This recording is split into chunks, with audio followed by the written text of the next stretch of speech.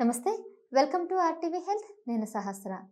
ప్రస్తుతం సామాన్యంగా మహిళలకి ఎక్కువగా ఈ బ్రెస్ట్‌కి సంబంధించి లేదంటే ఇక్కడ భుజాలకు సంబంధించి, ఎల్బోకి సంబంధించి ఎక్కువగా ఈ హ్యాండ్ ఫ్రాక్చర్స్ ఇష్యూస్ అయితే మనం ఫేస్ చేస్తూ ఉంటాము. అయితే కొందరు ఆర్థోపెడిక్స్ దగ్గరికి వెళ్తూ ఉంటారు. కొందరు సర్జరీ అంటారు. కొందరేమో ఆహ్, ఆపరేషన్ అనేసరికి భయపడుతుంటారు. ఎలాంటి ట్రీట్మెంట్ తీసుకోవాలో అర్థం కాకుండా కొంతమంది అసలు ఇంట్లోనే ఏవో చిన్న చిన్న ప్రాక్టీసెస్ వల్ల తగ్గించుకుంటారు. అయినా మళ్ళీ వస్తూ ఉంటది. సో, ముందుగా అసలు ఎందుకు ఇలాంటి ఇష్యూస్ వస్తున్నాయి? ముఖ్యంగా మహిళల్లో వంట చేసేటప్పుడు ఎక్కువగా రైట్ హ్యాండ్ యూజ్ చేసే వాళ్ళకి రైట్ హ్యాండ్‌కి సంబంధించి ఎక్కువ ఇష్యూస్ వస్తాయి గదా! మరి అలా వచ్చిన వాళ్ళకి ఎటువంటి ట్రీట్మెంట్ ఉంటుంది? అసలు ఎవరిని కలవాలి? ఏ డాక్టర్‌ని కలవాలి? అనే విషయాలన్నీ గూడా ఈరోజు మనం తెలుసుకుందాం.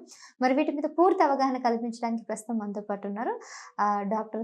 బండి సాహిత్య గారు, consultant hand and micro surgeon, Apollo hospital, Jubilee Hills. Right ma'am. And mainly వుమెన్స్‌లో చూసుకున్నట్లయితే వెజిటబుల్ కట్ చేసినప్పుడు పొరపాటున ఈ వేలు తెగిపోవడం ఉంటుంది. సో, ఇలా ఒక అవయవం బయటకొచ్చేసిన తర్వాత అతికించి సర్జరీ చేసి నార్మల్ చేసే అవకాశం ఉందంటారా ఇప్పుడు? యెస్. యెస్. ఓ రీకన్‌స్ట్రక్టివ్ సర్జన్, మైక్రో సర్జన్ చేసేది అది. ఓహ్! ఒక హ్యాండ్ అండ్ రీకన్‌స్ట్రక్టివ్ సర్జన్. మేము చాలా కేసెస్ చేస్తామండి ఇలాంటివి. సో, మనకి లెవెల్ ఆఫ్ ఇంజరీ బట్టి వాటి సర్వైవల్ అండ్ ప్రోగ్నోసిస్ చెప్పొచ్చు. ఫింగర్‌లో కండ శాతం తక్కువుంటది. సో, అది కొంచెం లేట్‌గా మన దగ్గరికి తీసుకొచ్చినా గూడా అతికిచ్చే ఛాన్సెస్ చాలా ఉంటాయి. అండ్ ఔట్‌కమ్ గూడా చాలా ఎక్సలెంట్‌గా ఉంటది. అండ్ ఫింగర్‌లో గూడా డిస్టల్ మోస్ట్ కింద భాగంలో తెగినప్పుడు మనకి లోపలున్న రక్త నరాలు వెంట్రుక మందంలో ఉంటాయి.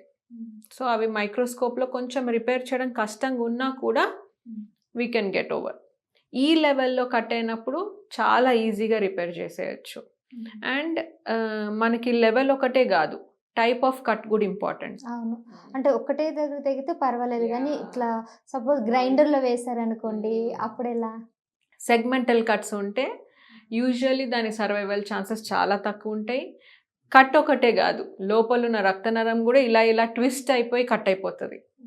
అలాంటి టైంలో మనం కృత్రిమంగా పొట్టకి ఫింగర్‌ని పెట్టేసి ఫింగర్ లెంత్ గెయిన్ కోసం అంటే చూస్తే ఓకే, లెంత్ లాంగ్‌గా ఉండి ఫింగర్ లాగా ఉంటది. అంతేగాని అది పని చేయదు. సో, అలాంటి చాలా రివైజ్డ్ సర్జరీస్ ఉంటాయి. పేషెంట్‌కి చాలా బెటర్‌మెంట్ చేయడానికి we have all the different techniques. Even చెరుకు గడలో గూడా వాళ్ళు చెయ్యి పెట్టేస్తారు గదా! మరి ఇప్పుడు హ్యాండ్ మొత్తం గూడా పోయినా గూడా అది గూడా ఛాన్సెస్ ఉంటాయంటారా? క్రష్, అమౌంట్ ఆఫ్ క్రష్ గూడా ఇంపార్టెంట్. క్రష్ అయిపోయి వచ్చింది. ఇప్పుడు సడెన్‌గా ఇట్లా కట్ అయిందనుకోండి, మా దగ్గరకి ఎక్కువ gross cutting machine, harvest machines ఉంటాయి గదా! బియ్యంని, వరిని సెపరేట్ చేసే హార్వెస్ట్ మెషిన్‌లో పడిపోయి చేయి కట్ అవ్వటము అలాంటివి వస్తాయి. లేదా ఎక్స్‌కలేటర్ మనము ఎక్కి ఎళ్తున్నప్పుడు దాంట్లో ఫింగర్ పెట్టి కట్ అవ్వటము.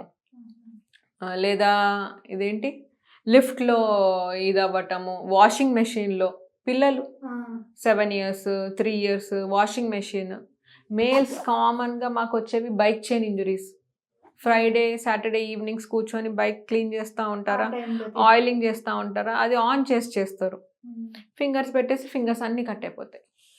క్లీన్ కట్ ఉంటే సర్వైవల్ బాగుంటది. సేమ్ నార్మల్ ఇదివరకట్లాగా అవుతాయా? ఇదివరలాగానే ఉంటాయి కనిపించడానికి. బట్ ఫంక్షన్ ఒక 10% అటు ఇటు తగ్గొచ్చు. 100% అనేది మనం ఎప్పుడు చెప్పలేం. ఎందుకంటే అతికించడం మాత్రమే సర్జన్స్ యొక్క పని.